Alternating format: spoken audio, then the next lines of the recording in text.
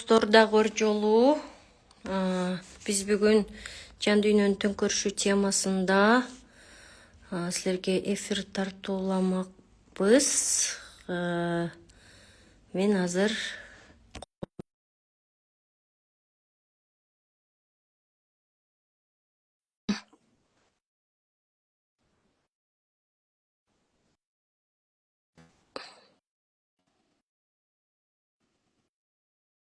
Турсун айжеме силерге дагы жөнөтүп атам. Кабыл алып койсоңуз. Пригласить кылдым.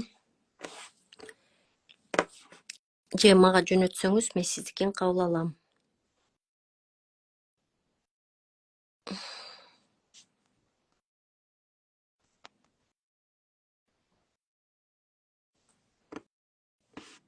Так. Эфир жүрүп ататпы? Вот Турсун айже, вот. Выйти в прямой эфир с Турсун айже. Эмичи? Не может присоединиться, дейт.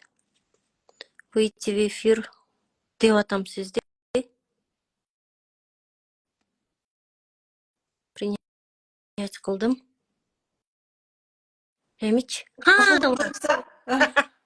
Кандайсыздар? Кандайсыз же? Кошула албай атам. Жакшы, жакшы.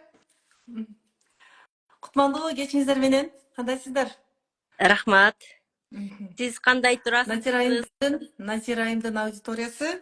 Мен жакшы, Алла таалама чексиз шүгүр. Бир аз дагы да сулуураак болуп, эфир кошо алайын десем, эфир кошо албай калдым. Ансыз деле сулуу окшойм деп отурам. Кандайсыздар? Дайыма сулуусуз.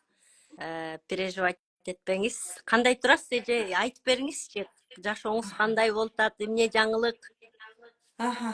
Жакшы. Мен өзүмдү тааныштыруудан баштайт окшойм, э? Ооба, сиз өзүңүз тааныштырып. Сиздин аудиторияңызга өзүмдү тааныштырайын. Тааныгандар бар чыгар, тааныбагандар бар чыгар. Мени тааныбагандарга айтып кетсем, мен Турсунай Керимбековна бир аз убакыттан бери, 2021 бери интимная гимнастика боюнча сабак берип баштадым. Аялдардын денеси менен иштөөдө аялдардын жан дүйнөсү өтө маңыздуу экенин түшүндүм дагы, дароо психологияга кирип кеттим. Анан интимная гимнастика бул төмөнкү булчуңдарды иреттөө, жалпы курсак булчуңдарын, курсак бөлүктөгү органдарды иреттөө, биздин калган дене бөлүп калып калат экен. Анан йогага келдим. Ушинтип йога, интимная гимнастика жана психология боюнча жумуш алып барып келем. Бул үчөө аялдарга толук кандуу керектүү кесип экенин түшүндүм. Жана ушул жаатта биз жардам берип келатабыз. Биринчи ачылганда Асылзада айымдар академиясы болуп ачылдык. Бир 3-4 жылдай академия болуп жүрдүк. Андан кийин биз жан дүйнөнү жана ден соолукту дарысыз чыңдоо борбору болуп өзгөрдүк. Команда менен бир топко акылдаштык. Өзүмдү дагы бир топ чоочулоо болду, анткени бул өтө чоң жоопкерчилик. Бирок ушул чечимге келдик. Анткени биздин сабакка келген айымдар эми ар ким ар кандай да айтуудан бир аз ойлоном. Анткени ошол оорулар Турсунай мени айыктырат экен деп келип алса, жоопкерчиликти мага артып койсо, анда жыйынтык болбой калат. Ишенип келген аялдарда рак оорулардан айыгып атышат. ВПЧ-18-16 дегендер бар. Буларды, мындай ооруларды медицина бир гана токтотуп тура алат, бирок айыктырбайт. Ал эми бизге келгенде, ишенесизби, даже бир жуманын ичинде айыгып кеткендер бар. Мен өзүм таң калам. Көзүмө жаш келет, ушунчалык бир кубанам десеңиз, сахарный диабет айыгып атат.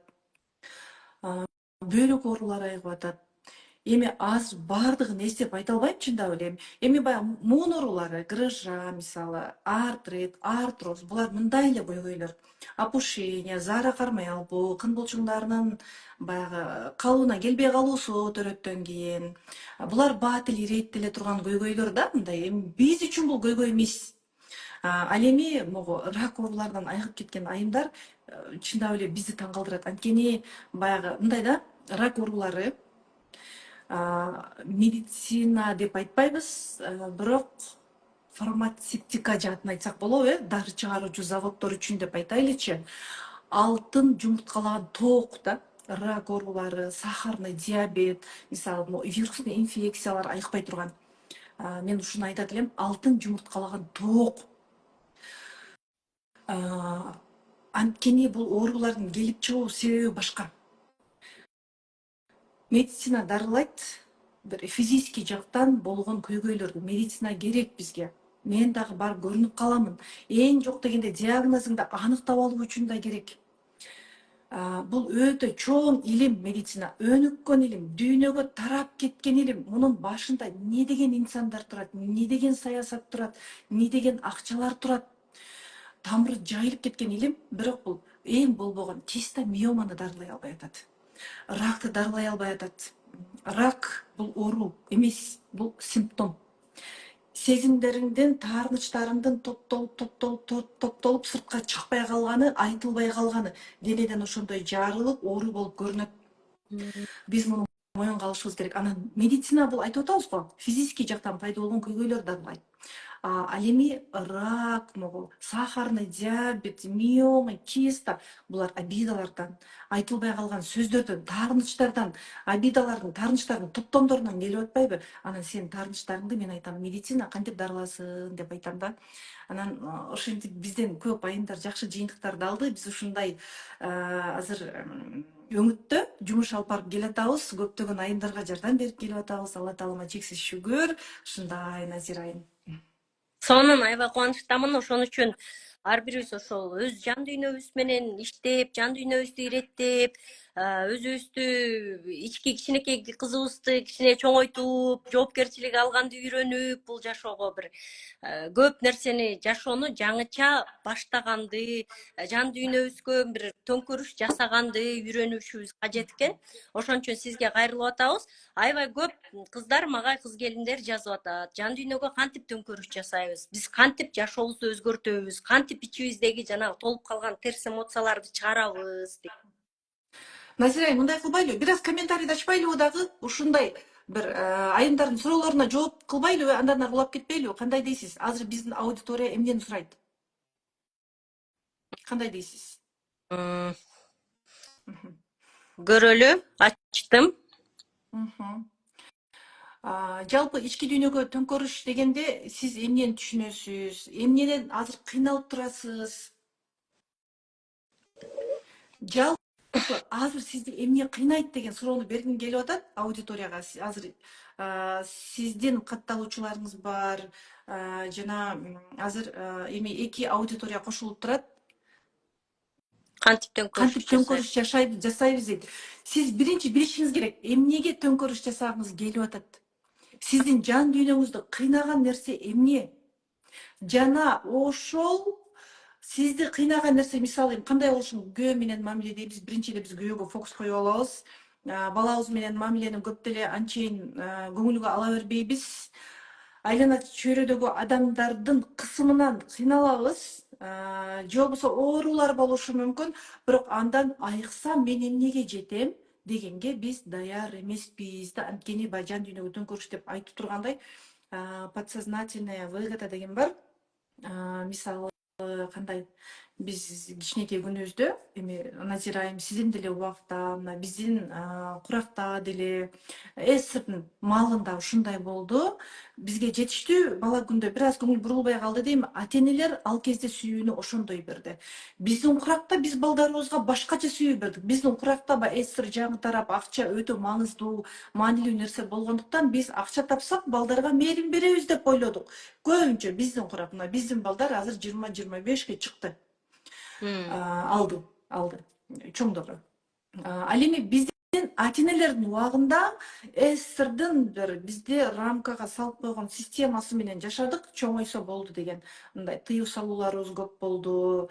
СССР аларга көп милдетти жүктөп койгон, мамлекеттик жумушта иштесе дагы үйдө отурса дагы анан бизге убакыт бөлө албай калды. Аларга деле таарынычтын кереги жок. Ата энеге таарынсаң, сен өзүңө таарынган адамсың. Сен өзүңө таарынып турсаң, элестет, сенде энергия жок, алдыга жыла албайсың, жан дүйнөңдү уга албайсың, башканы жакшы угасың дегендей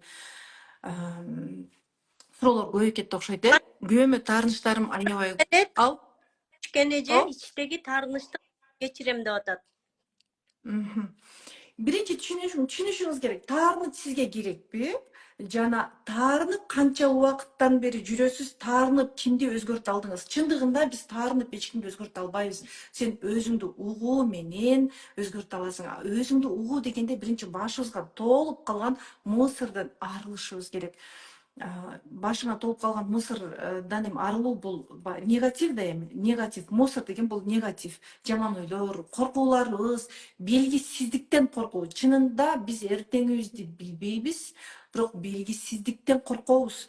Качан гана сен өзүңө ишенген кезде сен жаратуучуңду тааныйсың дагы, баарын жаратуучуга тапшырып отуруп, сен мээңдеги мусорлордон арыла аласың. Назира айым, ушул жерде өзүм жөнүндө бир аз айтып кетким келди. Мен азыр 43 жаштамын. Бир кездерде мен дагы өтө жертва болгондум. Эми өмүрүмдүн баардыгын ачыктабайм. Айтор элге чаккысы келген, эл үчүн баарына даяр болгон, айланамдагылар үчүн.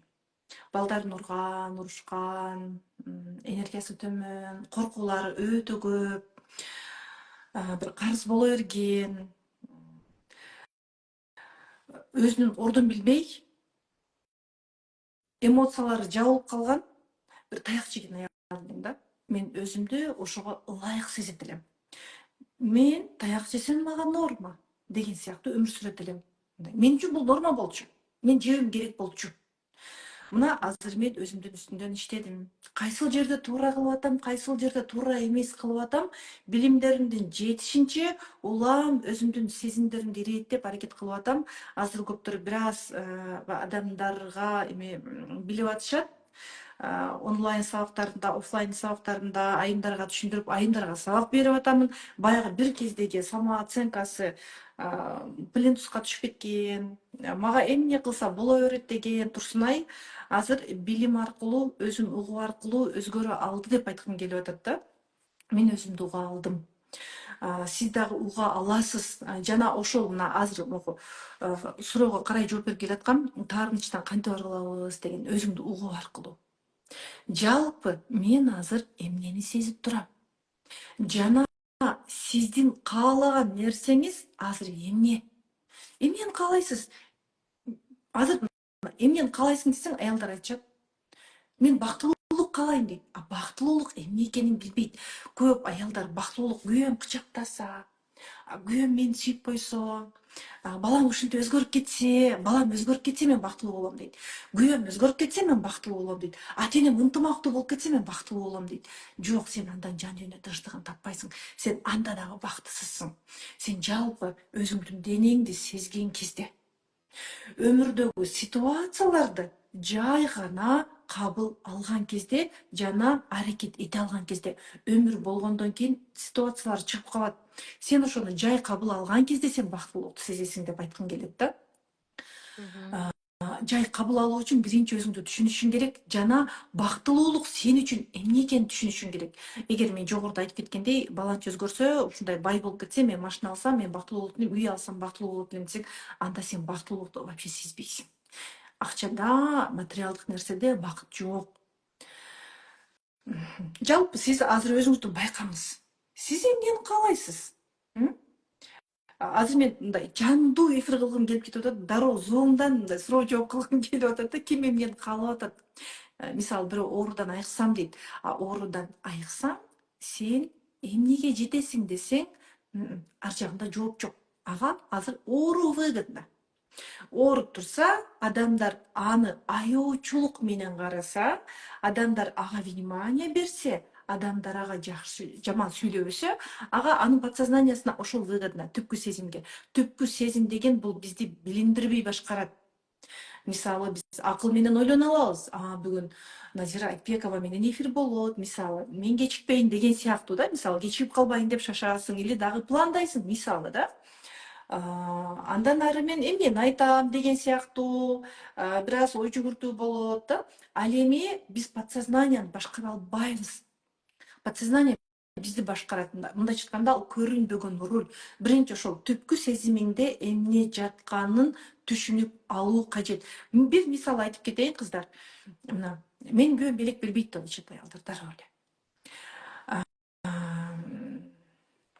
Же болбосо белек сурай албайт өздөрү. Белек бербейт деген айымдар биз өзүбүз сурай албайбыз. Чындап карасаңыз мына, качан сиз белек алгыңыз келди? Же болбосо сиз өзүңүз бүтүн үй бүлөнүн түйшүгүн мойнуңузга артып алгансыз, сиз чачадыңыз да, сен ала келчи деп айтсаңыз, таарынып айтасыз. Кичинекей бала атасынан внимание албай калган бала болуп айтасыз. Сен ала келсең, сен деле алсаң болот да деген сыяктуу айтасыз. Биз чоң адам позициясында айта албайбыз. Бул деген ошол подсознаниянын жумушу, көрүнбөгөн руль. Сен сураарда тыгылып каласың. Дене тырышып калат. Анткени биз унутуп калган нерсени дене эсте сактайт, дене реакция кылат. Өзүң сурай албайсың. Эгерде жок мен сурай алам дей турган болсоңуз, сурагандар жакшы, ооба. Муну менен эмнени айткым келди? Атадан сурап үйрөнбөгөн аял күйөөдөн чоң аял позициясында жай, жумшак энергия менен сурай албайт. Ошону айткым келди да. Баягы бизде мама камсыз кылды, апабыз камсыз кылды. Мээбизде, биздин түпкү сезимде бул түшүнүп калып калган. Аял кыйын, аял башкарат деген. Барабыз да өзүбүз турмуш курдук, орун алмашты, болду. Сен башкача болуп кеткен жоксуң, орун алмашты, болгондо. Сен баягы эле сенсиң. Барасың дагы бир аз ситуация болот. Биз рульду кармайбыз, болду, өзүбүз кыйын болуп кетебиз. Анткени мээде ошол программа бар. Жана биз ошондой адамды тартабыз. Мени куткарып алчы деген эркекти тартабыз өзүбүзгө.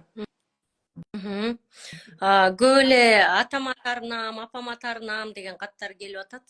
Негизи таарынычтын башы ата энеге башталабы, же биз чоңой элек үчүн детский позицияда болгон үчүн ата энебизге таарына беребизби? Балким анын нерсени ичибизде взрослый мамиле кыла баштаганда, взрослость өсүп баштаганда балким таарынычыбыз дароо жоголоттур.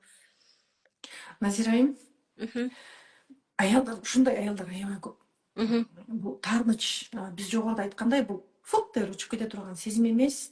Сен таарынсаң эмне болосуң түшүнүшүң керек. Биринчи өзүңдүн выгодаңды ойлочу. Сен таарынсаң киришиң кыскарат, же акча таба бересиң, бирикиси болбойт.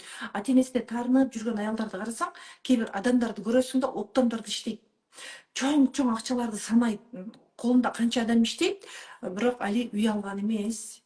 Али машина алган эмес. 20 жылдап квартирада турат.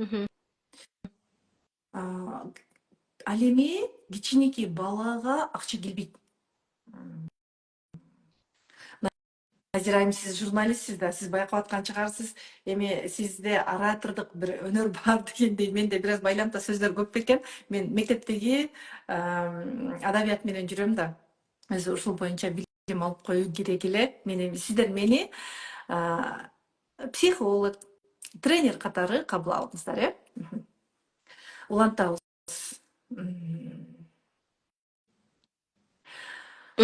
Ата энеге таарынып жашасам мен эмнеге жетем? Таарынбай жашасам мен эмнеге жетем? Мындай сөз бар биздин динибизде дагы. Таарынычы көп адамдын дуасы кабыл болбойт дейт. Сураганыбызды куру кол кайтат экен бизде айтор. Сен ата энеңе таарынсаң, сен өзүңө таарынган адамсың. Ата энесине таарынчу көп адамдар балдарын көп жазалайт. Мен балдарымды өзүмдү башкара албай уруп салам дейт. Сен жакшылап ойлонсоң дейм, азыр мына айымдар, ата энеңизге көп таарынычы бар айымдар, сиздер өзүңүздөр байкабаган абалда балдарыңыздын бири менен көп конфликтке түшөсүз, көп жазалайсыз. Сиз өзүңүздү уксаңыз, балаңызды жазалап атасызбы, же элестетиңиз, балаңызды жазалап аткан учурду көздү жумуп элестетиңиз. Сиз балаңызды жазалап атасызбы же өзүңүздү жазалап атасызбы? Сиз өзүңүздү жазалайсыз. Анткени ата-энеге таарынычы бар адам бул өзүнө таарынычы бар адам. Мындай, сен ата-энеңен кечирим сураган кезде, эми алар бизге баарын берди да. Ата-энеңен кечирим сураган кезде, же болбосо ичиңде бир эле жетпей аткан нерсени сураган кезде көзүңдөн мөлт-мөлт жаш кетет. Бул мен өзүмдө да болгон го. Мен дайым ойлойт элем, атам мени жакшы көрбөйт деп ойлойт элем. Атаман сурадым, ата сиз мени жакшы көрөсүзбү десем, ой жакшы көрөм кызым, кагылайын десе, анан ойлоп атам, мен деле жакшы көрө турбайбы деп. Ошол кезде сенин жан дүйнөң эс алат. Азыр сенин жан дүйнөң мени жакшы көрбөйт деген бир подсознательный түшүнүктөр менен аракет этип атат да. Көрүнбөгөн руль деп атабыз го, бизди башкарып атат. Биздин подсознание флешка сыяктуу. Мени жакшы көрбөйт деп сен бир кездерде ойлоп алдыңбы? Мисалы, эми бул чоң нерселерден келип чыкпайт. Сизге кичинекей күнүңүздө внимание жетпей калды, көңүл бурбай калды. Сиздин братишкаңызга көңүл бөлдү, же сиз калып калдыңыз, эжеңизди дайыма мактап атат, ой бул мыкты, сен үйрөнсөң ушундан үйрөн, сен эмнеге мындай болбойсуң деген сыяктуу. Мен жаманмын деп ойлоп калабыз. Анткени биз ааламды ата-эненин көзү менен көрдүк да. Бул жакта болду, флешка жазды, сен жамансың деп. Азыр мен жаманмын деп ойлоп алган адамдар канча сүйүү келип атса да кабыл албайт. Мени алдайт деген сыяктуу, мени сүйбөйт деген сыяктуу кабыл алышат. Эми айта берсек, Назира айым, аябай көп. Биринчи ички дүйнөңдөгү түшүнүктү бир кабыл алыш керек да. Күйөөң белек бербей атабы, сураганың алып келбей атабы, же сен өзүң сурай албай атасыңбы? Мээңде мындай эркек кыйын деген нерсе жокпу? Дагы мисалы бирөөлөрдү айта турган болсок, өзү жакшылап түшүнүп карай турган болсо, балдарына да ишенбейт. Балдары үчүн да баарын жасап бергиси келет, үй алып бергиси келет. Мындай балдардын келечеги бар го, рызкысы бар го, Менде да бул түшүнүк болгон да, балдарыма үй алып беришим керек деген. Кийин түшүндүм, балдарымдын рызкысы өзүндө экенин. Алла таалам анын рызкысын өзүнө бере турганын түшүндүм да. Бул деген баягы эркектерди алсыз көрүп. Жакшылап карасаң, сен атаңды да алсыз көрөсүң, өзүңдүн балаңды дагы алсыз көрөсүң. Бул менин жеке оюм. Мына атага таарындык, күйөөлөрүбүзгө таарындык, тияк бияк болду, терс эмоциялардын баарын кыла бердик. Алардын баары денеге. Назира, айтыңыз, мен бир нерсе айтып кетейинчи. Айта турган оюмду айтпай калган турбаймынбы?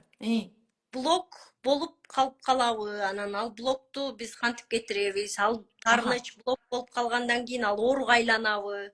Таарынычты кантип кетиребиз? Ооруга айланабы, Денеге биринчи ага чейин мен бир нерсе айтып кетким келди да. Айтып атабыз го, жет атаң бар дейт го, жет атаңы бил деген кезде биз кантип билебиз? Эшмат, Ташмат, Токтомат, Кожоке, мисалы ушинтип билебиз да, болду мен жет атамды билдим деп ойлойт экенбиз да. Бирок родология деген нерсе бар экен. Родология бул биздин жет атабыздан келген биздин денебиздеги информация. Сен атаңа таарынсаң, сен өзүңдү тааныбайсың, сен только таарынасың, анын жаман жагын көрөсүң. Эгер апаңа таарынсаң, сен апаңдын жакшы жагын көрбөйсүң, сен только жаман жагын көрөсүң. Сен атадан жана ападан турасың. Караңыз, мен демек эки адамдан турам. Апам дагы эки адамдан турат. Атам дагы эки адамдан турат. Жана атамдын апасы дагы жарымы атасынан, жарымы апасынан. Ушинтип биз 154 атанын гени менен жаралат экенбиз да. Ошон үчүн аларга Куран түшүр деген бар экен, аларды изилде деген бар экен, тарыхты изилде, бул сен өзүңдү изилдегениң деген. Эгер алардын алсыз жактарын билсең, сен муну бул мага ушул жактан келип атыптыр. Демек мен муну кабыл алуум керек да, муну кандай чечүүм керек деп түшүнүшүң керек. Ошол кезде сен жан дүйнөң тынчалат. Жана алардын күчтүү жактарын кабыл алсаң, сен эс аласыңбы? Мына мен апам деген, мен ата тейимде ушундай болгон экен деген кезде сен жан дүйнөң эс алат, сен өзүңдү тааныйсың да. Өзүң байкабаган абалда сен өзүңдү тааныйсың. Ошондой эле сен жети атаңды, анан дагы жети атабызды, мен дагы эми жети атамды изилдеп көргөн эмесмин. Азыр ушул жаатта кызыгуу мага ушундай күчтүү болуп атат да. Менин чоң атам ушундай болду экен, анын атасы кандай болду экен деген. Кыскасы, ата-энебиз бизге эмне берди, ата-эне сатып ала албайбыз. Генди өзгөртүүгө мүмкүн, дуа кылуу аркылуу дейт, өзүңдү түшүнүү аркылуу. Эгер өзүңдү түшүнбөсөң, таарынчың көп болсо дуаларың да кабыл болбойт экен. Ата да сатып ала албайт экенбиз, апа да сатып ала албайт экенбиз. Ата бирөө экен дүйнөдө, апа бирөө экен. Муну түшүнүп, жакшылап жана өмүрүңө аларды кабыл албай атканда эмнелер орун алып атат. Мисалы, апасы ажырашып кеткен кыздарда, кечирим сурайм айрымдарга, бирок мен ушул келди азыр оюма. Апасы ажырашып кеткен кыздарда неосознанно кыз бала ажырашып калат да. Неге деген кезде бизге ошол тагдыр келет. Же болбосо дагы кандай? Бул чоң энебиздикин деле кайталашыбыз мүмкүн. Бир мисал айтайынчы. Мага консультацияга бир аял келди. Рак болуп ооруп калган. Анын атасында кызыл өңгөчтө рак болгон, аялда да рак бар. Жана бул кыз курсакта жаткан кезде, 50 жаштагы аял курсакта жаткан кезде сатылып кеткен башкага. Бул кимдин тагдырын кайталап атат? Тайнесинин тагдырын кайталап атат.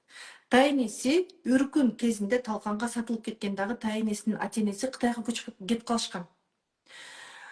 Жана тайнеси дагы мага келген, консультацияга келген кыздын апасын башка бирөөгө берип коет дагы. Мага консультацияга келген кызды атасы курсакта жаткан кезде башкага берип коет. Содалап коет, мындайча айтканда. Эгер биз өзүбүздү түшүнбөсөк, неосознанно биз алардын тагдырын кайталай беребиз. Дагы бир мисал айтайынчы. Өзүңдүн ички дүйнөңдү түшүнбөгөн кезде эмне болот? Айымдар, байкасак,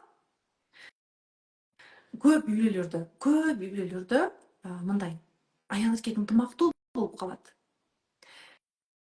Жакшы болуп, экөө күчтүү сүйлөштү, мындай эмоциялары ачык, бири-бирине жакын болуп калган кезде негедир аялдар көбүнчө да, эми эркектер акыл менен иш кылгандыктан эркектерде бул нерсе азыраак да, а биз эмоционалдуу болгондуктан бул нерсе бизде көбүрөөк. Неосознанно биздин мээ бир нерсе издей баштайт. Баягы айтсамбы, сурасамбы, неге ушундай кылды деген сыяктуу. Биздин ожидание башка, бирок реалдуулук башка болуп калат да, биз урушуп кетебиз да. Сен өзүң билбеген алды. Отуруп каласың да, эс аласың дагы. Анан ошентип кайра дагы мамилелер жанданып, ынтымактуу болобуз, кайра урушабыз. Бул деген мындай. Көбүнчө ата-энең урушту, сен урушкан кезде кандай болдуң? Сен ыйладың, сен корктуң. Мүмкүн атаңды жек көрдүң, мүмкүн апаңды жек көрдүң, аядың бирин да, маанайың жок болду. Анан уруштан кийин карасаң, эртеси экөө колдукташып алган. Уруштан кийин сүйүү келет. Үй бүлө деген ушундай. Уруш, сүйүү деп түшүнүп калабыз дагы, биз аны неосознанно кайталайбыз. Сен муну түшүнсөң, көрсө ушундай турбайбы десең, кылдай каласың да. Ата-эненин тагдырын кайталабаш үчүн биз кантип өзүбүздү токтотушубуз керек, кантип жаңы жашоону, жаңы программаны өзүбүзгө салышыбыз керек? Назира айым, кечирим суроо. Кечирим суроонун эрежелери бар. Сен мени таштап кеткенсиң деп эмес, ал критика, ал уже провокацияга алып барат да. Мен эмне ойноду дейсиңби? Менин башым жок дейсиңби? Атабыз да ошентип балак позициясында чыгышы мүмкүн да. Анткени алда балак позициясында өмүр сүрдү, ошон үчүн таштап кетти. Болбосо бала меники. Кандай десең дагы мени балдардан бөлө албайсың. Мен балдарым менен аралашам. Эгер сен уруксат бербесең, балдарымды мен өзүм багалам деп айтмак да. Алда балак позициясында өмүр сүрдү, балдары менен аралашпай калды. Биз барабыз дагы айтабыз, сен мени таштап кетип каласың, сен ажырашып кеттиң деген кезде алда кыйкырып чыгат. Провокация да. Билесиңби сен апаң кылгандарын? Сен билбейсиң эч нерсени деген сыяктуу. Бул уже уруш менен аяктайт, ого бетер көңүл калуу да. Кечирим суроодогу эреже. Мени урушту дегеним үчүн кечирим сурайм. Мени таштап кетти дегеним үчүн кечирим сурайм. Мен өзүм түшүнбөгөн абалда мен сизге тартып жүрүптүрмүн. Сіз жакшы адамсыз, сіз менин атамсыз деген сыяктуу. Көп кыздар ушинтип таарынып келет. Кыздар могу атасына таарынычы бар кыздар көп, сиздер алтындарын түшүнөм жандарым. Эми караңыздарчы. Бир жакшылыгын эстеп көрүңүз. Атаңыз бир кезде сиздин маңдайыңыздан сылагандыр. Дептер көтөрүп келген чыгар. Чөнтөгүнө бир таттууну көтөрүп балама деп сизге эзилип берген чыгар. Сизге бир жылмайып караган чыгар. Бирок ага дагы эркиндик берилбегендиктен, өз өмүрүн өзү башкара албагандыктан, өмүрүнө көп адамдар аралашып кеткендиктен, өзүнүн өмүрүн өзү башкара албай калды да. Канчалык сизди сагынса дагы, ортодо бир эки адамдын түшүнбөгөн мамилеси жеңип кетти. Ошондуктан сиздер эки бөлөк болуп калдыңыздар. Же болбосо ал дагы ушундай апаңызды урду, сокту, башка аял алды, измена жасады или дагы кандай, азыр биргедир мүмкүн. Ал да өзү түшүнбөйт айтор. Бирок карасаңыз ал сизди жакшы көргөн. Биз алардын мамилелерине аралашып кеткенбиз. Эми Назирайым мындай, ошон үчүн менде онлайн сабак бар, жан дүйнөнү жана ден соолукту дарысыз чыңдоо борбору деп айтып өттүм жогоруда. Биринчи сабагыбыз ушул ички абалга төңкөрүштөн башталат.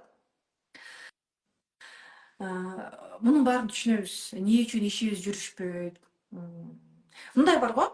Акча табасың деген курстар бар го. Не деген гана курстарды окудуңуз, бирок сиз акча таап кеткен жоксуз. Эми тапкан таап атат, бирок көпчүлүгүңөр калып калдыңар да.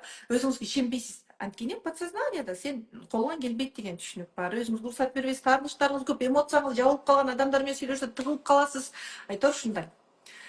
Ал эми мен ички абалга төңкөрүш сабагына бергенден кийин, ички абалга төңкөрүштү өтөбүз, андан кийин сепарация сабагы, андан кийин гана барып дене блоктору, травманы табуу, эмдөө сабагы, анан барып биз үй бүлөлүк кризиске өтөбүз. Андан кийин барып анан соо жыныстык катнаш, оргазм деген сабакка барабыз. Мен сексолог эмесмин кыздар, сразу айтайын, сексология бул өтө терең илим. Бирок өзүмдүн сабагыма тийиштүү билгендеримди айтамын.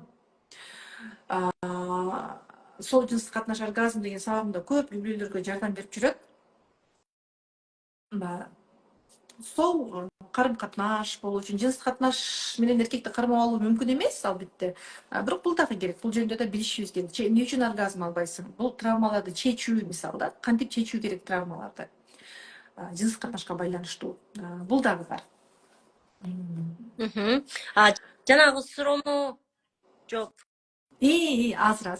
Мен терең кирип кетип калып, чайнай берем. Ушундай бир терең киргенди жакшы көрөм, Назирайым.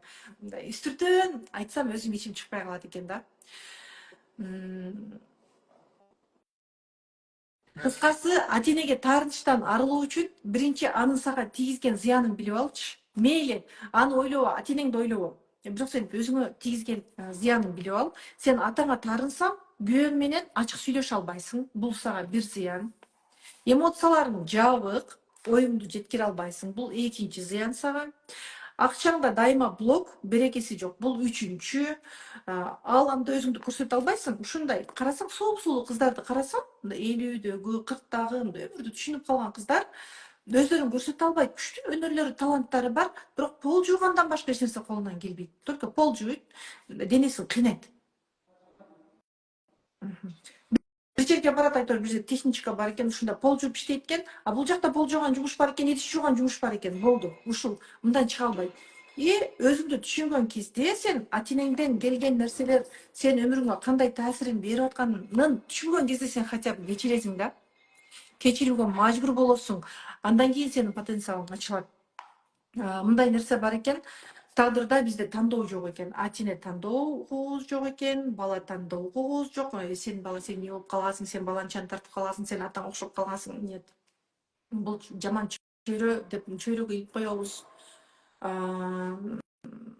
Эне тил тандоодо укугубуз жок экен.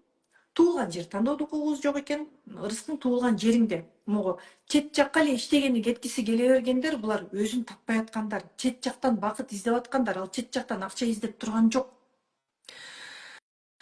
Ал эми бизде тандоо бар. бактылуу болуу да, бактысыз болуу да. Эгер бактылуу болууну тандасаңыз, сиз бүгүндөн башташыңыз керек. Биринчи ички абалыңызга төңкөрүш жасайсыз.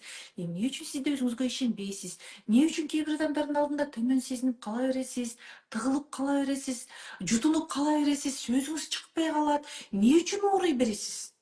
Эмне үчүн мондай оорулар сизде болуп атат? Айыкпайт, кистаң бар, миомаң бар. Эмнеге айыкпай атат бул? Биринчи ички абалга төңкөрүш. Адамдар өздөрүн көп критикалайт. Мен дагы ошолордун бири болчумун, өзүн критикалаган. Мурдумду кабыл албаган, мурдун оңдогусу келген, көзүн оңдогусу келген, кирпиктерди чаптап, мындай өзүн жакшы сезинген, ушундай элем да. Мен азыр өзүмдү түшүнгөндөн кийин бул нерселер жок. Мындай оңдолгон жерим жок дегендей, кирпиктерди чаптап, каштарымды башкача кылып алган нерсем жок да. Уже муну түшүндүм. Мунун баары кайдан келгенин. Мен даже мектепте физкультура ойногон эмесмин. Мен эжем айтчу, сен чоңсуң деген сыяктуу. Физкультура ойносом эле жердин баарын мени ээлеп алгансып эле, чуркагандан коркуп эле бир кызынып, монтип 11-дө бүтүп кеткенмин да. И колледжде окуганда дагы мен чуркаган жокмун, физкультура ойногон жокмун. Башка окуган бааларыма карап, мажбур болушту мага баа чыгарып берүүгө акыры мугалимдер. Мына азыр мен тренер болуп кеттим го. Айтор ушундай коркууларыңды жеңесиң, түшүнөсүң деп айтып атам да. Тагдырда тандоо. Бактылуу жашайсыңбы же бактысыз жашайсыңбы? Эгер өзүңдү түшүнбөсөң, анда бактысыз болуп жашай бер. Жок, мага бул выгодно десең. А эгер бактылуу болгуң келсе, анда биринчи ички абалыңа төңкөрүштөн баштайсың. Потенциалың көтөрүлөт, акчаң көбөйөт, бала чагың менен мамилең жакшырат. Бүгүн балабызга эмне берип атабыз, эртең муну алабыз биз. Балаң бүгүн үнсүз ыйлап атабы, эртең сен үнсүз ыйлайсың. Дагы бизде тандоо ырыскынын аз же көп болушу. Бул дагы ошол детская позиция го. Акча жок да. Акчам болсо кылат элем. Мага Американы, Дубайды көрүш кайдан? Эми биздин балдар көрсө мейли дейт, 35-теги келин айтат. 35 деген не деген өмүр? Кудайдын алдында акча көп. Кудайдын алдында бир сомдо, миллион сомдо бирдей. Сен сурайын десең өзүңө ишенбейсиң. Сыр салып койгон көп түшүнүк бар. Ата энеден алган көп түшүнүк бар. Акчадан коркуу бар. Акчам көп болсо урдап кетет, тоноп кетет, туугандар сурайт деген сыяктуу. Көп кетет акча тапкан адам деген сыяктуу. Акча бул мүмкүнчүлүк. Рызкын аз же көп болушунда деп айтып өттүк. Өзүңө ишенип, сен чоң адам позициясында турганда сага акча келет. Мен курсумдан мен акча тапканды үйрөтпөйм. Бирок сен өзүңдү тааныйсың. Өзүңдү тааныган кезде сага акча да келет. Отношениям жакшырат, ден соолугуң жакшырат. Өзүңдү таануу үчүн биринчи ошол сепарация сабагы дегенде ата энеге байланыштуу сабак болот. Аны кабыл алуу, түшүнүү, кечирүү. Эми бул жерге баарын батырып айтып бере албайм да, Назира айым. Көп нерсе айткым келип атат могу жактан. Айтайын десем бири-бирине цепочкада башынан баштап айтышым керек аны. Кийинки суроого өтө берсем окшойт да, могу таарынычтан кантип арылабыз. Буга жооп берип өттүм. Биринчи кечирүү, өзүңдү түшүнүү. Азыркы өмүрүңдө эмне болуп атат, аны кантип өзгөрткүң келет, ага эмнеде туз бол дегендей. Анан ооруга чалдыгып калабы, эгер таарынып жүрө берсе дедиңиз, мындай. Мен сиздерге суроо берсем, биздин органдарыбызды эмне башкарат? Кап десе комментарийибиз жабык. Мейли эми жооп бериңиздерчи. Кандай деп ойлойсуздар, биздин органдарыбызды эмне башкарат?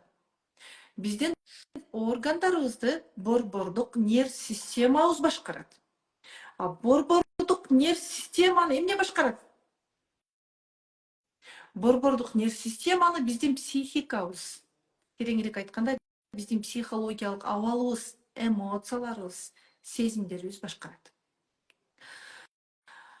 Физический жактан ооруп калдым деп айта беребиз. Ой, мен колумду сууга салып койгом, анан минткем. Бизде 4 мезгил бар. Биз сууну дагы, ысыкты дагы көрүп чоңойгон жандарбыз. Бизде 4 мезгил бар.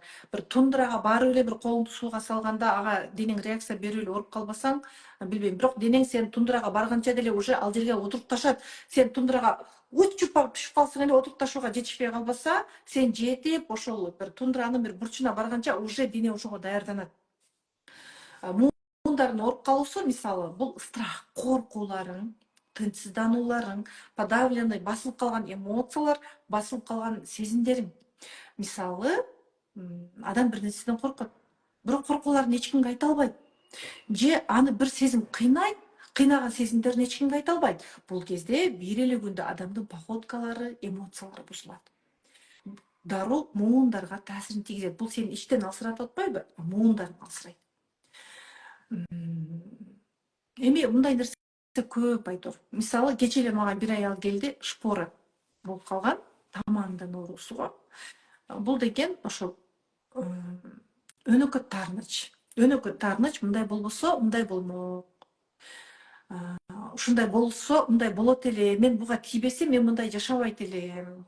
Бул деле мага милдет кылбай эле мени бакса болот эле. Бирок муну ичинен өзү менен өзү сүйлөшүп жүрө берет. Акыры келет, бул басылып калган нерсе сени тамандан басат да. Бул опасный нерсе. Шпора болуп калсаң, могу жака тиешелүү болсо, сен алдыга жыла албайсың. Түү келип туруп аныкы апага таарыныч. И коронаны чечиш керек дагы, кечирим суроо керек. Кабыл албасаң айла жок. Оорук алып келет ооба. Мындай стресс болот. Стресс мен эмне кылсам болот мындан? Мындай кылышым керек экен дейсиң да аракет кылып стресстен чыгасың. Бул сага өсүү алып келет. Ал эми стрессте жүрө бересиң, жатып калдың, карасаң карманың жукарып калыптыр. Карасаң үйүң чачылып калыптыр, бир таарындың, бир ситуацияны кабыл ала албадың, сен турууга мажбур болдуң. Бирок эмоцияларың, таарынычтарың дарегине жетпей калды. Дарегине жетиш керек. Жетпесе ал жарылып оору болуп чыгат деп атат. Сен стресстен чыктым деп ойлойсуң да, мен туруп иштеп калдым, мына шүгүр мен стресстен чыгып калдым дейбиз. Бирок муну дене өзүнө жаттап алган деген сөз. Дененин бир бөлүгүнө барып жайгашып калды дагы, бул кийин оору болуп өсүп чыгат. Бул дистресс деп айтылат. Ушундай. Ал блокторду өз алдынча кетире алабызбы? Өз алдынча Биздин иштей алабызбы? динибизде да бар да. Биздин динибизде да.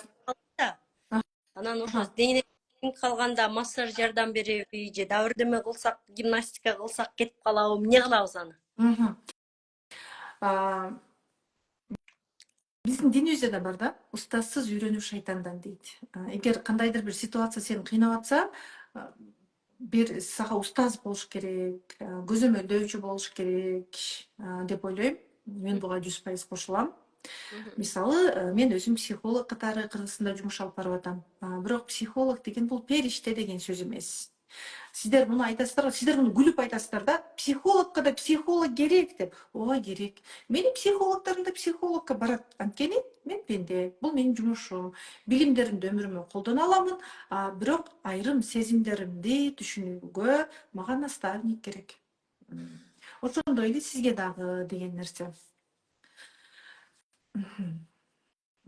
Массаж жасоо керекпи деп атасыз, Эгер сен ички сезимдериңди түшүнбөсөң, массаж жасайсың, витамин ичесиң, гимнастика жасайсың, айтайын жардам бербейт.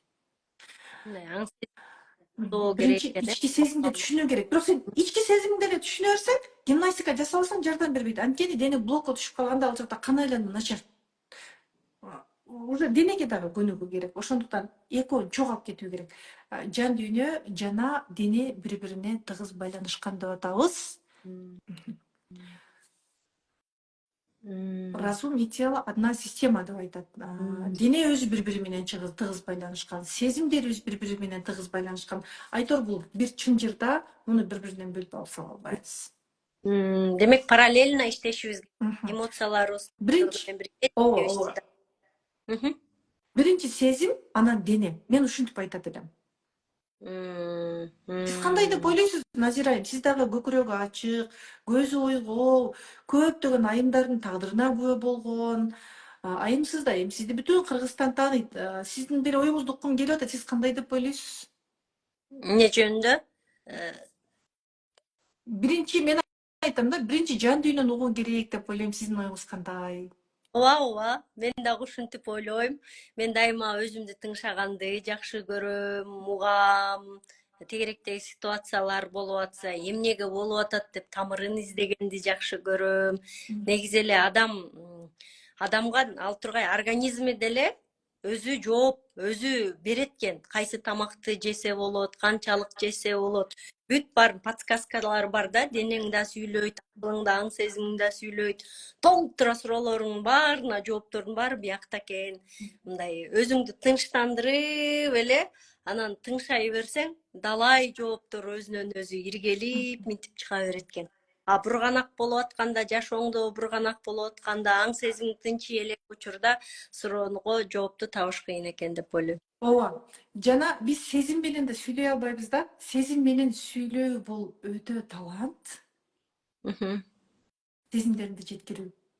Мгм. Мисалы биз барып айтабыз да, балам мен сени жакшы көрөм дейбиз да. Кызым мен сени жакшы көрөм деп бетинен барып чоп эткизип өбүп коебуз да. Күйөөбүзгө деле жан мен сени сүйөм деп айтып коебуз да. Ошол эле кезде сен муну сезим менен жеткирсең, бул жүрөккө жетет. Жан кызым, Мгм. мен сени катуу жакшы көрөм. Кызым менен конфликт болуп атабы? Сен баардыгы ушунайт. Кызым, мен сени жүрөктөн жакшы көрөм. Балам, мен сага ишенем, сени катуу жакшы көрөм. Күйөөңө дагы айт, сезимдериңди көрсөт. Жан, мен сага ишенем. Эгер мен айтам да, Назирайым, бул мен өзүмдүн башыман өткөн жеке, мен мага наставниктерим берген бул тапшырманы. Бизде да көп түшүнбөчүлүк болду. Бири бирибизди кабыл алуу кыйын болду. Ошол кезде мага устазым күйөөңөн кечирим сура деди да. Мен чочуп, мен кечирим, эмнеге мен кечирим сурайм? Кечирим суроо аябай кыйын нерсе го, мындай карап көрсөң. Бирок эгер түшүнсөң, бул аябай оңой нерсе, бул жакшы нерсе.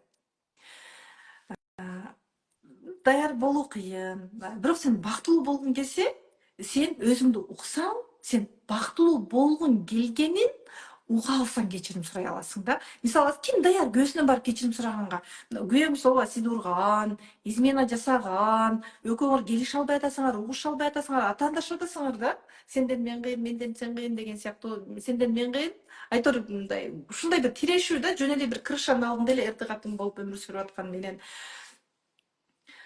Сиз бактылуу болгуңуз келди, жөн гана таарынбай жашагыңыз келди, сиз кечирим сурасаңыз да, деги азыр даярсызбы кечирим суроого? Эгер сен өзүңдү бактылуу болгуң келгенин түшүнсөң, жана сенде азыр билим болсо, бир аз өзүңдү түшүнсөң, анда кечирим сурай аласың. Жан, мени кечирип койчу. Сага таарынганым үчүн, сени түшүнбөгөнүм үчүн, сага көп туура эмес сөздөрдү айтканым үчүн мени кечирип койчу. Мага азыр сени колдогум келет. Мен өзүмдү аябай жаман сезип атам. Керексиз сезип атам. Мага сен ар бир жылмаюуң, мени мээрим менен тиктегениң мен үчүн өтө маанилүү. Десең, күйөөң угат. Мен ушинтип айткан кезде күйөөм мага дароо, ал үчүн мен сага эмне кылайын? Мен эмне кылып жардам берейин сага? Десем, өзүм шок болуп калдым да. Анан кыздар кечирим суроо менен эле дароо баардыгы эле жипке тизгендей эле эртеси күнү эгиз коздай болуп эле жетелеше калбайсың. Өзүңдү угуу дагы бул чоң талант. Сен өзүңдү уга баштагандан баштап сени башкалар уга баштайт. Мм. Көп эле ошол күйөөсү жөнүндө жазышты да, жана экөөбүз эфир баштаганда. Күйөөм туура эмес басат, мен аны жек көрөм, мен аны сүйбөйм, жөн эле жашайбыз деген аябай көп суроолор жолдошу жөнүндө келди. Анан негизи эле ошол муздап калган сезимдерди өзүн өзгөртүү менен кайра жаңылоо мүмкүнбү? Мүмкүн. Мүмкүн. Бизде да измена болду. Изменага мен күйөөм деле күнөөлөп жатып калбайм албетте. Өзүмдү да күнөөлөп жатып калбайм, түшүнбөстүк болду. Эми измена жөнүндө айта турган болсок, бул өзүнчө дагы чоң тема. Бирок баардык нерсе ниетке жараша. Эгер измена жасады, мен жек көрөм десек, анда биздин Кыргызстандын 90% ажырашып кетиш керек. Кыргызстандын 90% коому жаралуу болуп калыш керек да. Эгер сен ажырашсаң, анда балаңды коомго пайдалуу боло ала тургандай тарбиялашың керек. Назирайым, бул сизде болду. Бирок сиз мыктысыз да, балаңызды бир мындай мырза кылып тарбияладыңыз да. Мен сиздин сторизлериңизди, о, Назирайым, молодец сен. сабыр кыла билген дейм да. А бирок ажырашып кеткен энелердин көпчүлүгү муну кыла албайт. Балдарын таштайт дагы. Болду. Ажырашты, стресс менен ажырашты. Мен ажырашам, болду. Көрөм мен сени, баары алсаң ала бер, деди дагы ажырашып кетти. Акчанын артына куюп кетти. Бул өзүн таппай ажырашты дагы, өзүн таппай башка жака кетип калды, баласын таштап. Баласы кимдир бирөөнүн колунда чоңойду, Кудай билет кандай болду. Кийин жан дүйнөсү жаралуу коом болду. Анын дагы баласы жан дүйнөсү жаралуу коом болот. Ажырашпай Библияны кандай сактап калса болот, ынтымакта кандай улантып кетсе болот? Ниет. Биринчи ниетти аныктайбыз. Ниетке жараша аракет, калганын жаратуучуга таштап кой. Мен ушундай акыркы жылдары биринчи сабакты баштаганда ооба мен аялдар үчүн окудум, аялдар үчүн бердим да, типа ушундай болот да, аялдарга мону бериш керек экен деген сыяктуу. Азыр мен биринчи өзүмө сиңирем. Жана эми кимге кандай билбейм, бирок менин биринчи максатым билим алууда дагы, сабакты берүүдө дагы. Мен биринчи максатым. Андан кийин гана акча. Мындай чын дилимден аялдардын бактылуу болуп кетишин каалаймын. Жана билимди биринчи өзүмө сиңирүүгө тырышам. Ошол кезде биздин үй бүлөдө чоң кризис башталды. Анткени өзгөрүү этабы башталды да. Дароо сенин өзгөргөнүңдү кабыл алышпайт жакындарың дегендей. Конфликттер болот, компромисс болот дегендей, провокация болот дегендей. Анан барып сен ниетти туура койгон кезде сен эми пикке жетип кетесиң деген деп айтпайбыз. Пик деген жаратуучунун жанында да. Сен жан дүйнө тынчтыгын табасың. Жан дүйнө тынчтыгын тапкан кезде сен ситуацияларды жай кабыл аласың. Мен ушуну түшүндүм, Назира айым. Кандай ситуация болсо дагы жай кабыл алууну түшүндүм. Жан дүйнө тынчтыгы ошондо экенин түшүндүм да.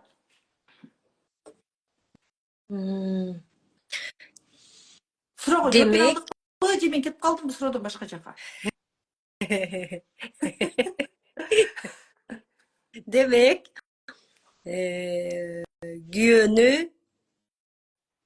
күйөөдөн анан измена кылып атса кантип кечирим сурап атат анан ошол жерде. Мындай да, бактылуу болгум келет десе, 4-5 балаң менен ажырашып кетсең, жалпы сен ажырашууга даярсыңбы да, биринчи? Кечире албайм дейсиң, сен эмнеге даярсың? Же кечире албай таандым жашай беришиң керек, ооруп каласың, бир күн киста болосуң, миома болосуң.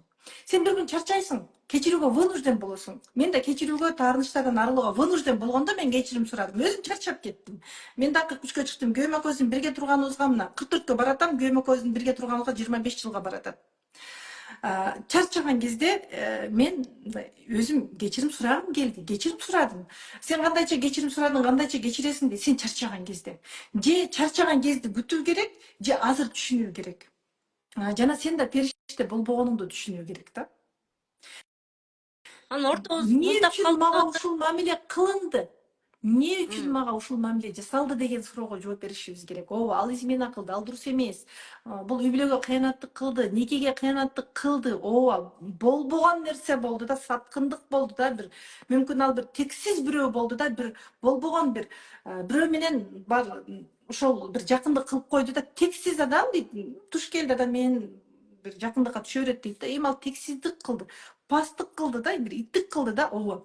Бирок эмнеге мага ушундай мамиле жасалды деген суроого жооп берүүдө сен бир аз кыйналасың. Ошондон баштайбыз.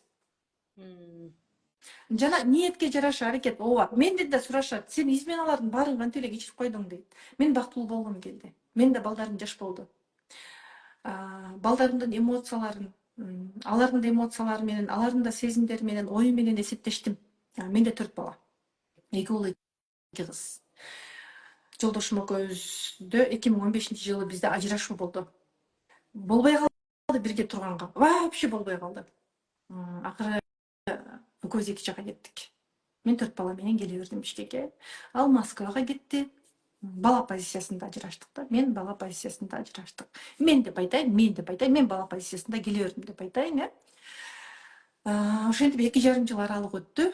2,5 жыл аралыкта мен жарашуу керек экенин түшүндүм.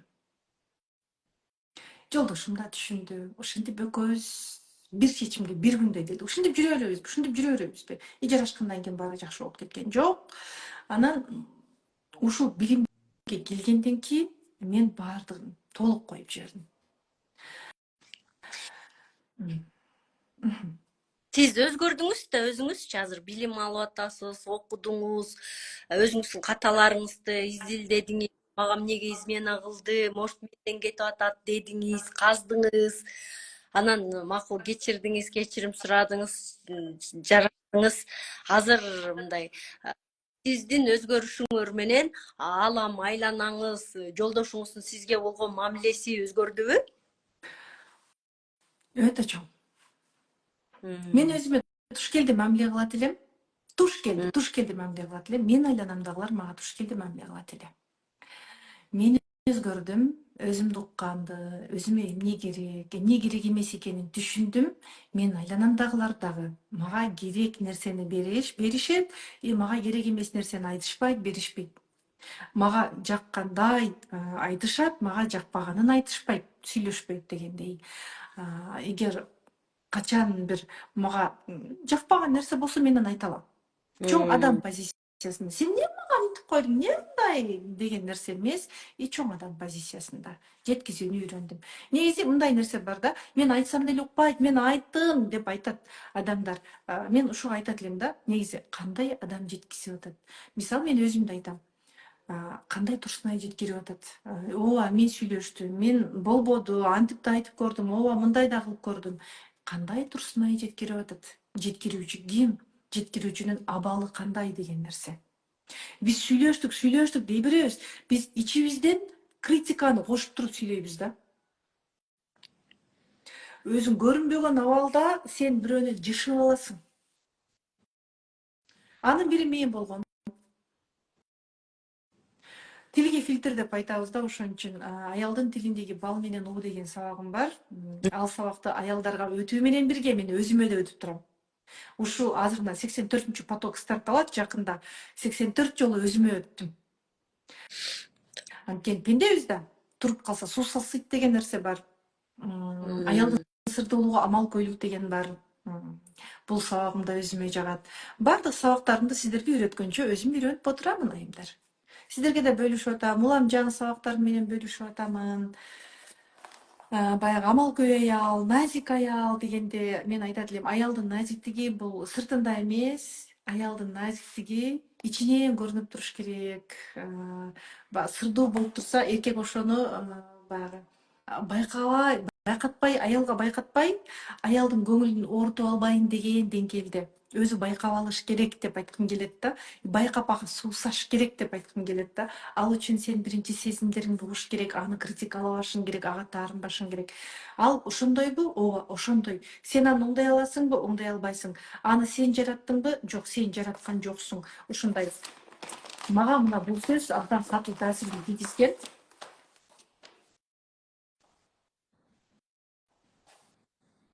Азыр кыздар, мен бул жака жазып алайын. Доскамды алып келип даярдап жетишкен жокмун. Мына Аллах жаратуучубуз да, жогоруда жаратуучу. Күйөөнү дагы жаратуучу жаратты, аялды дагы жаратуучубуз жаратты да. Демек жүрөктөрдүн ээси дагы Аллах жаратуучу. Демек сен күйөөм эмне ушундай кылат, күйөөм эмнеге эмес, сен жүрөктөрдүн ээсинен сура дейт. Мен өзүмдүн да блокнотум бар, жазып отурам. Менде блокнот көп бөлүп алганмын. Акча мышление боюнча башка, сезимдеримди жазууда башка. Мына бул жерде буга дагы мен бүгүн муну жаңы баштадым. Жазып атам. Ар бир бетине майдалап быжыгы бир китеп окшоп жазып койбой, ар бир бетине мен күйөөмө айткым келген сөздөрдү жазып атам. Мисалы? Эми кээде эркектер сезимдерин көрсөтпөй же болбосо бизди укпай калышы мүмкүн. Мен жаздым. Эми буга мен жүрөкчөлөрдү коем. Смайлик көп нерсени чечип коет. Мен сизден бир нерсе, мен сиз деп айтам. Мен сизден бир нерсе сураганда билбейм десеңиз өзүмдү керексиз сезип калат экенмин. мен сизден сураган кезде мени угушуңузду катуу суранам. Бул жака жаздым. Мен сенин алдыңда кичинекей кыздаймын. Жооп бербесең мен катуу таарынып калам.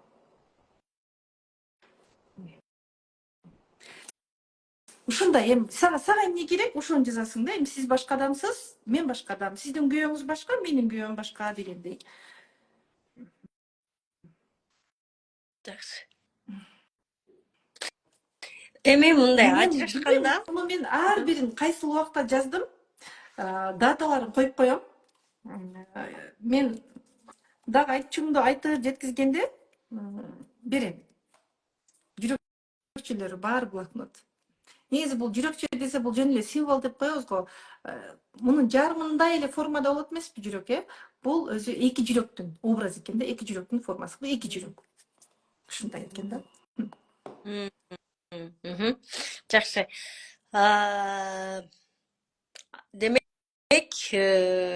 кандай гана кырдаал болбосун кечирет экенбиз, өзүбүздөн неме издейт экенбиз, катаачалыгыбыз, Жок, катааларды ката деп айтпайм. Түшүнүү, Назирайым. Бактылуу болуу үчүн мен эмне жасай алам дешибиз керек да. Биз пендебиз го, баары ката жасайбыз. Мен дагы өмүр бою ката жасабай коем деп айта албайм да. Каталарды кетирип турабыз. Бул норма, нормалдуу нерсе да, бирок эми чоң ката кетирбе да. Адам каталарын түшүнбөсө, аны тагдыр кайра жазалайт деген нерсе бар. Каталарыңды кайра кайталабы. Каталарыңдан сабак ал, өзүңдү көзөмөлдө, сезимдериңди ук. Кечирүүнүн маңызын түшүн, Эланайым. Кечирүүнүн маңызын түшүн. Өзүңө пайдасын түшүн, болду. Сен антпесең кечирбейсиң. Аялдар келет, 70 жаштагы апа келди, жакында күйөөм өтүп кетти дейт. Экөөбүз бири-бирибизди жек көргөн боюнча кеттик дейт. Мен аны көрбөй калдым. Экөөбүз коштошпой калдык. Ушундай. Мен аны жек көргөн боюнча калдым, ал мени жек көргөн боюнча кетти дейт да. 70ке чыгып кеткен. Амалдарды кылып көрүңүздөр. Жакшы жагын көр. Биз аялдар ушундайбыз да, эмоция менен жумуш жасагандыктан, биздин мээ ушундай болгондуктан, эгер күйөөңө жек көрүүң көбөйүп кетсе, жакшы жагын айт десең, дароо эле жок, жакшы жагы жок деп айтышат аялдар. Жок, жакшы жагы бар. Бар болгон үчүн жашап атасың сен.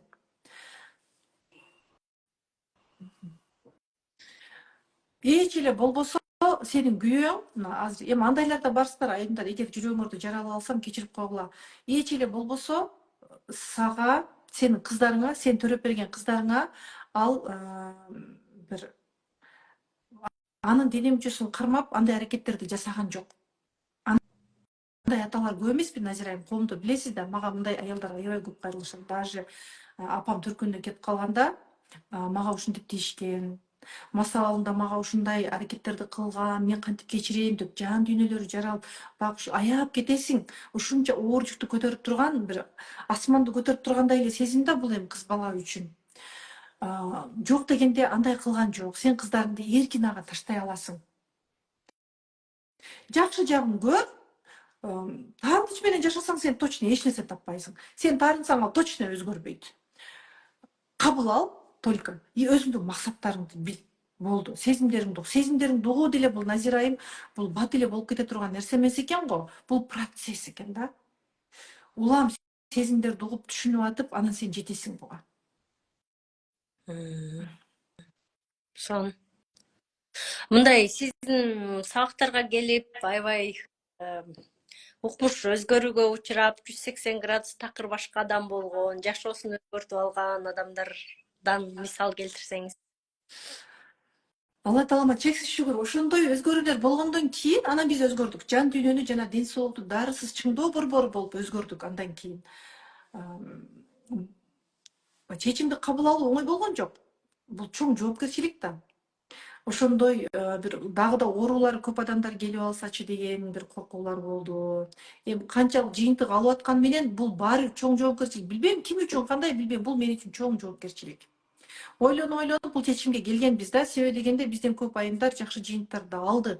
Мисалга айтайын, мисалга. Мастурбация кылып жүргөн айымдар, мастурбациядан арылдык дегендер көп. Ажырашуу алдында турат элек дегендердин ажырашпай калгандары өтө көп. Күйөөм ура берчү, күйөөм урбай калды дегендер өтө көп. Балам экөөбүз уруша берчүбүз, баламды урбай калдым дегендер өтө көп. Такыр эле канча иштесек дагы кирешебиз көбүч эмес, квартирада турчубуз дегендер, эми үй алып алдык дегендер өтө көп. Жумушубуз алмашты. Биз бала чакабызды жаныбызга чакырып алдык. Бала тарбиялоодо бул бала чаканын жанында жүрүү маңыздуу экен дегендер өтө көп. Мына бир айым бар, азыр өсүп кетти, ал уже ал продюсер болуп кетти да. Биздин курска келгенде анын балдары Кыргызстанда болгон, 2 кызы. Эми кыз баланы айрыкча өтө алыска таштоо такыр болбогон нерсе экен да. Сабакка келди, түшүндү дагы, күйөөсү кала берген Дубайда. Өзү Кыргызстанга келди балдарынын жанына. Бир 5-6 айдан кийин күйөөсү дагы ал жакта иштөөгө мүмкүнчүлүк болбой Кыргызстанга келди. Мына азыр бир үй бүлө чогуу да. Кирешелери да көбөйгөн, жана бир үй бүлө мына 4 чогуу. Эми андай учурларды мен баардыгын айтып жеткизе албайм. Албетте көп. Мына жакында эле бир кыз ата-энеси менен мамилени үзүп койгон. ВПЧ 18 болгон. Дарыланган күчтүү врачтарга барган, өзү чоң акчаларды табат. Айыкпаган, айтышкан врачтар, муну жок кыла албайбыз, бирок токтотуп турууга болот деген. Оффлайн сабакка келди. Биринчи күн аябай татынакай кыз экен да, эми сулуу, чебердеп жасап койгондой да. Дароо денесин көрүп эле сездим. Ал оргазм точно албайт. Оргазм аласызбы, сен жок. Эртең терапияга келе аласызбы дедим. Как раз башка группа менен оффлайн терапия бар болчу. Ички абал түнкөрүш терапиясы бар болчу. Терапияга келе аласызбы десем, келе алам деди. Мына бекер нерсенин кадырын билбейбиз го. Келет бекен, келбейт бекен деп ойлодум. Мугалим үйүнө барып окуучу жөнүндө ойлонгондой эле мен да аялдар жөнүндө ойлоном. Эртеси сабакка келип эле ошол аялды карадым. Келди бекен, келбеди бекен. Келди сабакка, терапияны аткарды. Мукактанып ыйлап келди терапия бүтөрү менен. Мен ата-энем менен мамилени жиштирип койгон элем. Мен апама баргым келип атат. Барсам кандай? Бар, алып кел телефонду, азыр чал. Күйөөсүнө чалды, апасына чалды, атасына. Дароо ошол күнү баардык токмокто турат экен. Күйөөсүнө чалган кезде күйөөсү, сен эмне башкача сүйлөп калгансың, эмне ушундай сүйлөгөндө да үйрөтүп бекен деди. Эми бир жагы бул мага деле жагымдуу болду, мындай жакшы нерсе айтып атат, эмне болсо да күйөөсү. Эми аялына айтып атат, бирок ошентсе деле мындай мага деле жагымдуу болду. Анан келсем дейт, күйөөсү машина алып келип коюптур. Бүт документтерин даярдап. Күйөөм такыр ата-энемди кабыл алчу эмес дейт. Эмне болду? Калдыңбы? Эгер калам десең калып келе бер деп айтты дейт. Мен калбай келе бердим дейт ал күнү. Анан 2-3 кийин бул гинекологко барып текшерилсе, 18 келип калыптыр. Дагы бир айым 41 жашта таяк менен басып калган. Бизге келгенде мен аны дароо түшүндүм. Коркуулары бар, потенциалы күчтүү, бирок жабылып калган. Анткени өзүнө ишенбейт, ата-энеси ажырашып кеткен кезде өзүн жаап койгон. Ал айтып атат, 12 жыл болду, ушул оору пайда болгонуна мен төрөттөн кийин дейт да, өзүнүн мойнуна албай атат. Качан биз ички абалга төңкөрүш терапиясын жасаганда түшүндү. Дароо терапиядан кийин денелери агарып, анткени адамдын ичинде айтылбай калган нерсе бул сыртка чыгат эмеспи? Беттери агарып калды. Бир аз түзөлүп калды. Гимнастикалар менен терапия негизи оффлайнда мүмкүн болушунча аялдарга сүйлөп бергенге аракет кылам. Онлайнда толук психология берилет. Эми оффлайнда психологиялык сабактын баарын бербесем дагы терапия жасайм. Кичинекей болсо да жүрөктөрүнө кирүүгө тырышам. Жакшы көрүшсө да, жаман көрүшсө дагы. Анткени баардык аял эле жүрөгүнө киргенди кабыл ала бербейт. Бирок мен чыдабайт экенмин. Жүрөгүнө жеткиле кабыл ала тургандай айтууга тырышып алышат.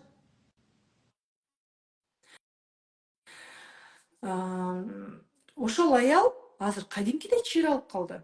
Дагы бир айым болду, 56 жашта аксап басып калган го, миомасы болгон. Бир ай ичинде миомасы да кетти, аксабай калды, жылмайып калды. Жакшы күйөөсү бар экен көрсө, күйөөнүн жакшы күйөөсү бар экен. Алып келиңиз дедим. Мындай күйөөнүн өбө турган жерин өбүп жашаш керек. Колдордон өбүп жашашың керек.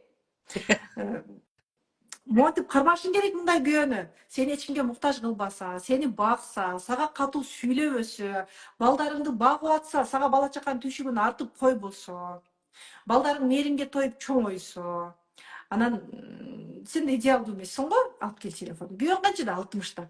Чаласың, ой, чалбайм эле, чалбайм. Чалыңыз, келиңиз бери, мен сага ыраазымды айтасың. Деп анан күйөөсүнө чалдык, эртеси алтын браслет көтөрүп келди. Мындай бизде беречек мырзалар көп болгону 20% биздин эркектерибиз башка эркектердин атын булгап коет. Мен жеке оюм ушул. Тонум. Мм. Жакшы, Турсун айже. Аябай таанышканыма кубанычтамын. 1 саат бою жан дүйнөдөгү төңкөрүштөрдү сүйлөштүк, таарынычтарды кантип жазуу керектигин сүйлөштүк, күйөөлөрүбүздү кантип кечирүү керектигин сүйлөштүк, үй бүлөнү кантип бекемдеп, ден соолукту кантип чыңдоо керектигин сүйлөштүк. Элге пайдалуу болду болуш керек. Мен сактап кой эфирди, анан көрөм деген көрөрмандарым аябай көп. Уруксат этсеңиз, үзүлүп кала электе сактап коеюн. Сактап койсок болот ооба. Ооба. Мен бирок Сиз менен бир дагы. аз суроо жооп кылгым келип атат. Аялдарга мен көптү бергим келет, Назира айым. Ооба. Өзүңүздүн баракчаңызда мына Турсун айженин баракчасы билип алдыңар. Сиз сактап алсаңыз мен сактай албайм да. Жок, мен сактап коем азыр. Түшүнүктүү. Жакшы. Биз программаны жыйынтыктай эле 1 саат болуп калдык. Өтө узарып кетпесин, элдерге кыска жана кызыктуу болсун деген ойдомун. Жакшы. Силерге пайдалуу болгон болсо мен кубанычтамын. Ооба. Суроолоруңуздар болсо, суроо жооп кылсаңар, Турсунай айымдын өзүнүн баракчасына кирсеңиздер болот. Мен атайын комментарийлерди өчүрүп койдум, анткени күйөрмандар суранышты. Өтө ашыкча нерселер чыгып калып атат. Комментарийди өчүрүп эжени угалычы деген. Ошон үчүн өчүрүп койдук. Рахмат сизге, таанышканыма, жолукканыма абдан кубанычта болдум. Дайыма ушинтип үй бүлөлөрдү бекемдөөгө, чыңдоого салым кошуп жүрө бериңиз. Жакшы калыңыз. Рахмат досторум, силерди дагы Жакшы калыңыздар айымдар.